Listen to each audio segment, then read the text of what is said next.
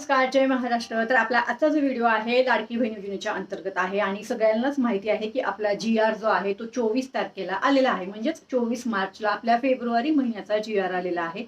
आता ह्याच्यामध्ये तुमच्या मला बऱ्याच कमेंट येत आहेत की ताई किती उशीर होत आहे वितरणाला, किती उशीर होत आहे वितरणाला.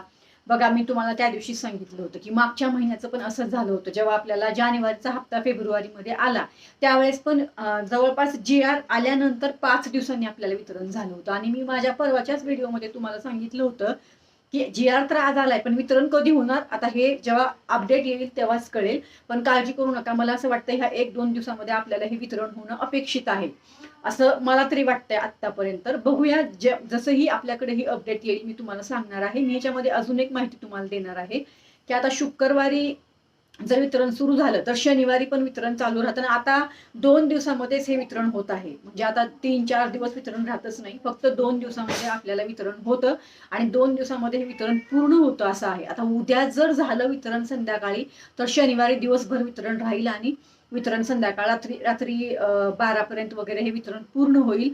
आता सध्या असंच चालू आहे, 2 दिवसामध्ये वितरण होतं आणि त्याच्यानंतर आहे रविवार. मग आता रविवारी वितरण होणार का नाही होणार हे थोडंसं इथं शंका आहे आपल्याला. जर ह्या 2 दिवसामध्ये वितरण नाही झालं म्हणजे उद्या आणि परवा, तर मग आपल्याला सोमवारी वितरण होण्याची शक्यता आहे. आता ह्याच्यामध्ये पण वितरण आपल्याला नक्की होईल ह्या 2-3 दिवसामध्ये, एवढं कन्फर्म आहे की हे वितरण होणार. कारण का आता जी-आर आल्यानंतर 4-5 दिवसानंतरच हे वितरण होत आहे. तर तसेही आपल्याला 4-5 दिवस होणारच आहेत आता हे जी-आर येऊन, बरोबर ना. तर मी वारंवार एकच सांगते की तात्काळ हे वितरण चालू करावं. आणि सगळ्यात महत्वाचा मुद्दा, हे जे वितरणाला उशीर होतोय ना तो झाला नाही पाहिजे. असं जी-आर आला की लगेच 2 दिवसामध्ये अगोदर वितरण व्हायचं, तसं आता होतच नाहीये.